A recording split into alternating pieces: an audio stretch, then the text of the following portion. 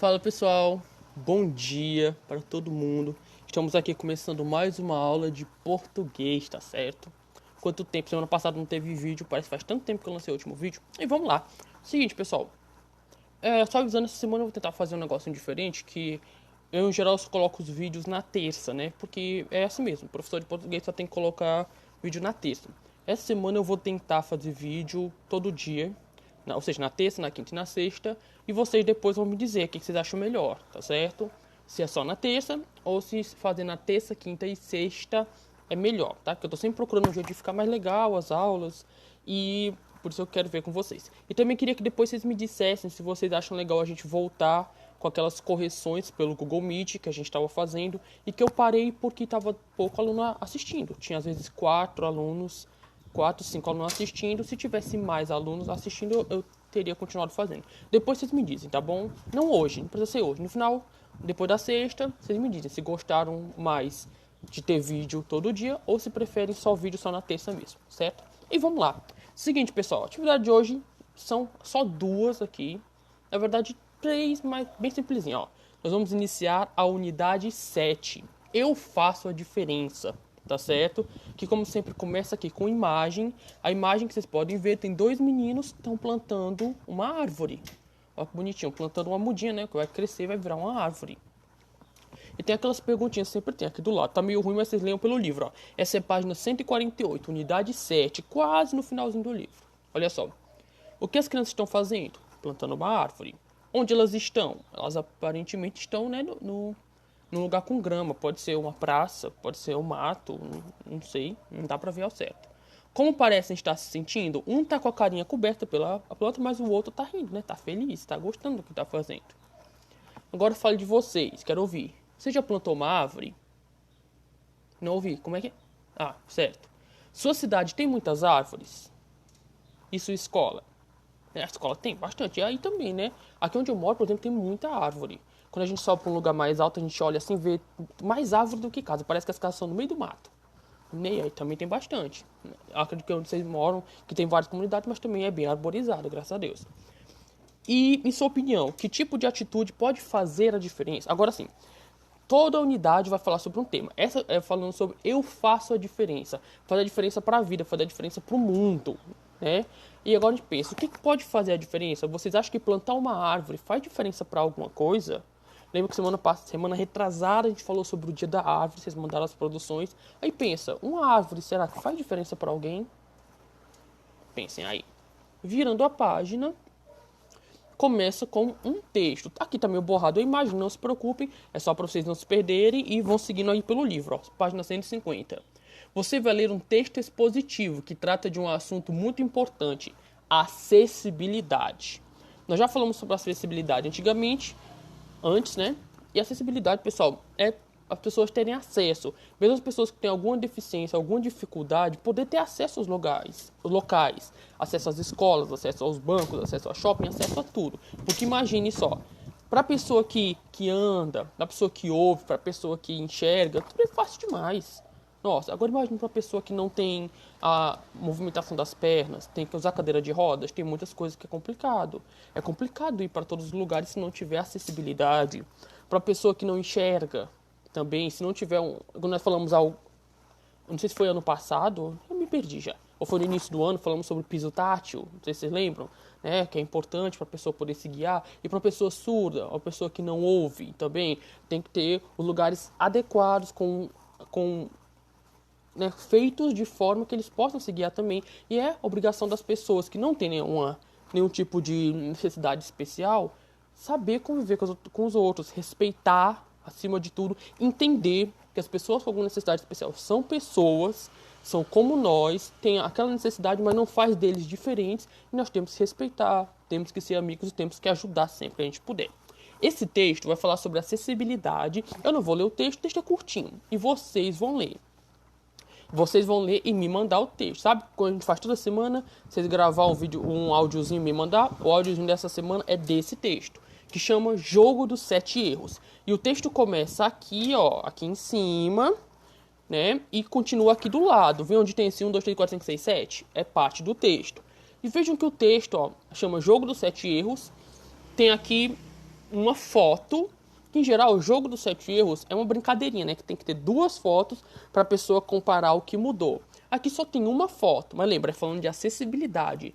Os 7 erros aqui são erros de acessibilidade. Alguma coisa nessa foto está errada, não era para ser assim, está dificultando que algum tipo de pessoa tenha algum tipo de acessibilidade para esse local. Vocês com a leitura do texto e com a leitura aqui, ó, das dicas também vão entender. O interessante é que assim, a autora foi uma mulher que escreveu esse texto, ela poderia só ter começado falando, ó, acessibilidade é importante que as escadas sejam assim, é importante que o corrimão da escada seja assim, só falar, mas não. Ela achou interessante fazer em forma de brincadeira, né? Para a pessoa procurar os erros, entender melhor o que poderia ser melhorado nesse estabelecimento aqui para dar mais acessibilidade. Por exemplo, no 1, você veja lá embaixo, ó, o 1, né? Tem uma alturazinha na calçada e tem escrito ali, aqui em cima, ó, 1. Ausência de sinalização tátil de alerta no início e final da rampa e da escada. Sinalização tátil é para as pessoas que não enxergam, por exemplo, poder sentir quando pisar ou quando bater a bengalinha. Aqui não tem, ó. A pessoa podia ir andando aqui, paf, tropeçar, ou vir andando lá de dentro, poder cair aqui porque acabou a calçada. Isso é uma falta de acessibilidade, certo? Aí vocês vão ler o texto melhor e entender as outras. E após isso, vocês vão ler o texto, fazer o áudiozinho, me mandar, nós vamos responder essas atividades. São 9 questõezinhas sobre o texto, tá bom? A primeira é para vocês lerem tal, e relembrar, tá na cabeça. Aí vem as perguntas. Começa aqui com o fique sabendo. Deixa eu aumentar aqui, ó. Fique sabendo. Um texto expositivo apresenta e explica um tema. Para isso, ele pode ser organizado desse modo. Primeiro, iniciar com uma pergunta que estimule o leitor a refletir sobre o tema. Responder a pergunta apresentando o termo principal relacionado ao tema e apresentar exemplos que ilustrem o tema. Começar com a pergunta, responder a pergunta e apresentar exemplos. Aí a pergunta, ó, qual o tema tratado no texto que você leu, né? Falei já. Quem escutou aí, já falei. Que parte da pergunta inicial provoca o leitor a refletir sobre o tema? Para isso vocês têm que procurar essa pergunta inicial e ver que parte faz você pensar sobre o tema. Isso tem que ler o texto. 4. A foto mostra exemplos do que é apresentado no texto. Quais são eles? Vamos dizer que exemplos aparecem aí nessa foto. Aí vamos para 5. A autora escolheu uma forma diferente de apresentar o exemplo. Qual? Até já falei disso. Ó. Quem escutou o que eu disse aí já pegou essa resposta. Que ela não só fez o texto, ela escolheu um jeitinho um pouco diferente para falar sobre esse texto, para começar o texto. Qual foi? 6. Qual foi a intenção da autora ao sublinhar uma das palavras do texto? Lá no texto, achei. Tem uma palavra sublinhada. Pensem por que essa palavra específica lá do texto está sublinhada. Qual a importância dela? E 7, vocês vão observar essas 4 fotos com atenção. Leiam as legendas das fotos para entender também. E vão falar. Por que é importante o transporte, as calçadas, as ruas e os prédios sejam adaptados para as pessoas com deficiência e para os idosos? Né? Porque a gente fala de pessoas com deficiência, mas a acessibilidade também é para os idosos. A gente sabe que a pessoa chega numa certa idade, não tem tanta locomoção, tem que tomar muito cuidado quando anda por aí. E por que essa importância? Né? Virando a página, tem as outras 2 questões. A 8 tem assim, ó, releia este trecho do texto, tem o trechinho, aí na A já está respondida, tá aqui a resposta já, ó. Sublinha a parte do trecho que o pronome isso se refere, ó.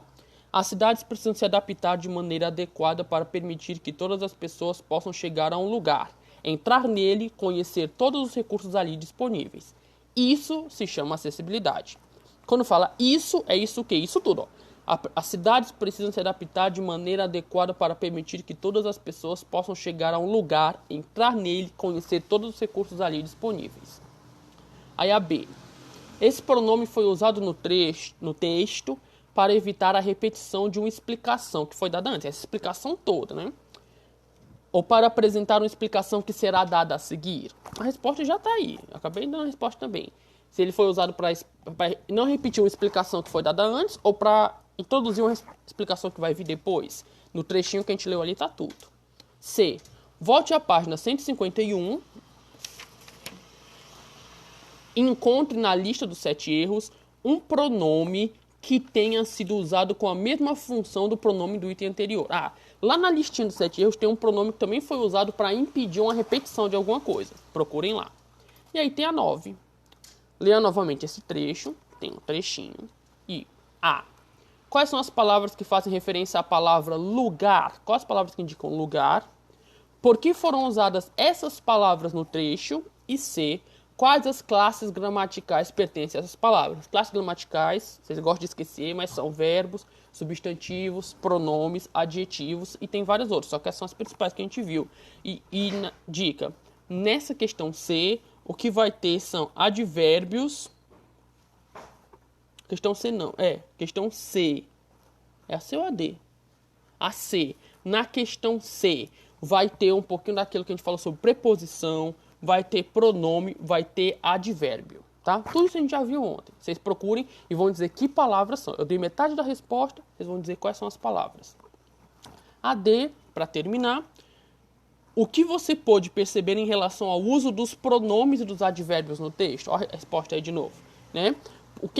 Na hora que é usado os advérbios e os pronomes, por que eles são usados? O que ajuda a usar essas palavras? E assim, pessoal. Tem essa outra página, não é pra hoje não, tá? Eu só não apaguei aí pra não ficar feio. Além disso, já tem 2 coisas pra vocês fazerem. Me mandar o áudio lendo o texto, responder essas 9 questõezinhas rapidinho vocês fazem. E, como sempre, vou mandar mais 3 questõezinhas do material de estudo em casa. Pessoal, tem gente que eu percebi que acha que não precisa fazer as questões extras, porque eu chamo de extras. Mas precisa, elas são parte importante, principalmente nesse momento em que a gente está longe. Essas questões são pensadas para ser respondidas em casa, como um dever de casa mesmo, né? Que são essas questõezinhas assim. O tema de hoje das questões são poemas e poemas visuais, que eu lembro que foi uma das primeiras coisas que a gente viu no começo desse ano, ainda na sala, ó.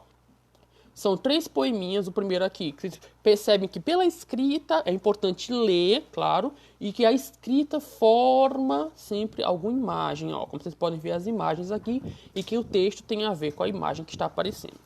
Vocês vão responder essas 3 questões e me mandar. E também para dar uma descontraída, né, para brincar um pouquinho, eu vou mandar, já que o tema da aula de hoje foi jogo dos 7 erros, vou mandar uma imagenzinha, uma brincadeirinha de jogo dos 7 erros lá no grupo, só para vocês fazerem mesmo, se divertir um pouquinho e me mandar. Quem achar todos os 7, eu vejo aí se dou um prêmiozinho, alguma coisa, um passezinho, um livro que vocês gostam, né, para dar certo. Pessoal, obrigado por terem assistido. Daqui a pouco a gente continua com a aula de matemática e até mais.